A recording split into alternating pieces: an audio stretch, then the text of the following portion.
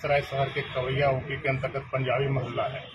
वहीं पर आशीष चौधरी और दुर्गा झा दोनों पति पत्नी के तौर पर रह रहे थे। इन दोनों के बीच में काफी अंतरंग संबंध पहले ही से रहे हैं और ये दोनों साथ रह रहे थे। इसी कारण से कल ये घटना घटी है कि आशीष चौधरी ने छठ पर्व की समाप्ति के उपरांत सुबह करीब 7:30 पौने 8 बजे छठ घाट से अर्घ देकर लौटने के बाद ये गोलीबारी की घटना दुर्गा झा के घर के समीप की गई है। इस गोलीबारी की घटना में कुल 6 लोगों को गोली लगी थी, जिसमें अभी तक दुर्गा झा लड़की का देहांत कल पटना में हुआ है और उसके जो 2 भाई थे चंदन झा और राजनंदन झा, इनकी घटनास्थल पर मृत्यु हो गई थी। कुल 3 लोग अभी तक इसमें मृत हो गए हैं। बाकी जो 3 लोग हैं, दुर्गा झा लड़की के पिता शशिभूषण झा और उसकी भाभी लवली झा, जो कि राजनंदन झा उसके मृत भाई की पत्नी है, और उसकी एक और बहन प्रीति झा, ये अभी जख्मी का इलाज पटना में चल रहा है। पूरे घटनाक्रम के पीछे का जो बैकग्राउंड है वो ये है कि इन दोनों के बीच, आशीष चौधरी और दुर्गा झा के बीच काफी पहले से प्रेम संबंध था और इन लोगों ने शादी भी कर ली थी। कहीं न कहीं उनके परिवार की दोनों की रजामंदी भी थी। जो फोटोग्राफ्स आप देख रहे हैं, इसमें लड़के के परिवार वाले भी हैं और लड़की के परिवार वाले भी हैं, लेकिन किसी कारण से फिर अनबन हुआ इन दोनों में, जिसके फलस्वरूप ये घटना घटी है। और उनके घर से, घटनास्थल के पास से एक नोटबुक प्राप्त हुआ है। नोटबुक में करीब 15 पृष्ठों में आशीष चौधरी ने काफी डिटेल से अपने और दुर्गा झा के बीच हुए पूरे संबंध का चर्चा किया है और उसमें ये स्पष्ट रूप से लिखा है कि काफी मानसिक प्रताड़ित होने के बाद ही उसने ऐसा कदम उठाया है। दुर्गा झा के लिए उसने उसको कोचिंग में रख के पटना में पढ़ाया, नाला रोड में, उसका भी जिक्र उस डायरी में आप लोग देखेंगे। और हॉस्टल में, गर्ल्स हॉस्टल में रह के कोचिंग करवाया बैंकिंग के लिए।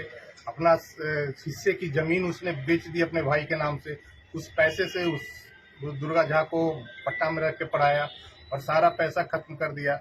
और इसके बाद वो लड़की को कैसे दुराव उससे हुआ, इसकी जिक्र भी उस डायरी में है। और उसके परिवार वाले ने फिर बाद में उसको तनिष्क का एक शोरूम है हथुआ मार्केट में पटना में, वहाँ सेल्समैन के रूप में उस लड़की को रखा। और इस डायरी में जो अंकित है कि लड़की वहाँ जब काम कर रही थी दुर्गा झा, तो वहाँ फिर किसी और लड़के से उसका अंतरंग संबंध हो गया है। और इसकी जानकारी जब आशीष चौधरी को हो गई है तो इसके बाद इसने इतना बड़ा कदम उठाया है। और इसमें जो उसने अपना 15 पृष्ठों में जो बयान दर्ज किया है अपना, उसमें इसने उल्लेख किया है कि काफी सोच विचार करने के बाद, काफी मानसिक रूप से प्रताड़ित होने के बाद ये घटना उसने किया है। और ये घटना तो जघन्य है, लेकिन पुलिस इसमें काफी त्वरित कार्रवाई करते हुए, इसमें जिसने लाइनर की भूमिका निभाई है जिस लड़के ने, उसका नाम है राजन पासवान उर्फ समीर राज। इसकी गिरफ्तारी हो गई है। पूरे सीडीआर के लोकेशन से, वैज्ञानिक अनुसंधान से यह साबित हो गया है कि पूरा घटना का लाइव लोकेशन आशीष चौधरी को ये समीर पासवान दे रहा था। सीडीआर से ये बात प्रमाणित है कि हर 15 मिनट पर, 20 मिनट पर 4 कॉल हैं। 7 बजे से लेकर 7:30 के करीब, 7:45 के करीब तक कॉल से वो बताते गया है। और घटनास्थल पर इसी के लाइव लोकेशन देने पर वहां पर पहुंच के आशीष चौधरी ने गोलीबारी की घटना की गई है। तो इसमें लाइनर की भूमिका निभाने वाले समीर राज और राजन की गिरफ्तारी हो चुकी है। और एक और व्यक्ति की गिरफ्तारी हुई है, उमेश राव की, जिसके बारे में अनुसंधान में और साक्ष्य आए हैं और उस पर साक्ष्य संकलन किया जा रहा है, साक्ष्य को संपुष्ट करने के लिए।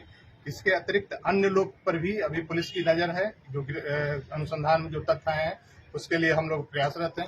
किसी भी कीमत पर हम लोग आशीष चौधरी को छोड़ने वाले नहीं है। ये घटना उसने किया है, मानसिक रूप से भले ही प्रताड़ित हुआ हो, लेकिन घटना जघन्य है और अपराध के दृष्टिकोण से ऐसी घटना को पुलिस कभी बर्दाश्त नहीं करेगी। और इस पर हम लोग काफी कार्रवाई कर रहे हैं। रात में भी रेड हुआ है। आज भी आशीष चौधरी के जो संभावित ठिकाने हैं पुलिस के नजर में, उस पर पुलिस की टीम जा चुकी है और दूसरी कुछ टीम भी रवाना हो रही है उसकी गिरफ्तारी के लिए।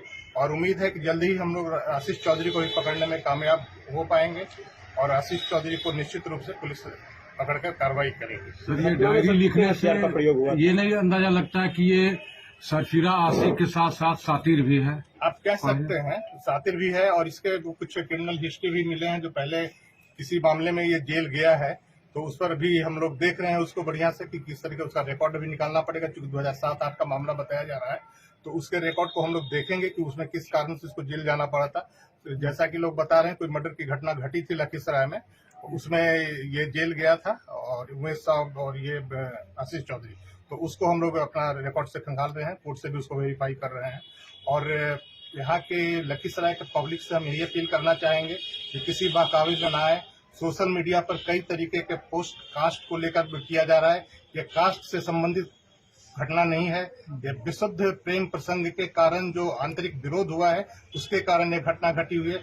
इसमें दो जाति के लोग इन्वॉल्व जरूर हैं, लेकिन कास्ट राइट के रूप में इसको नहीं है।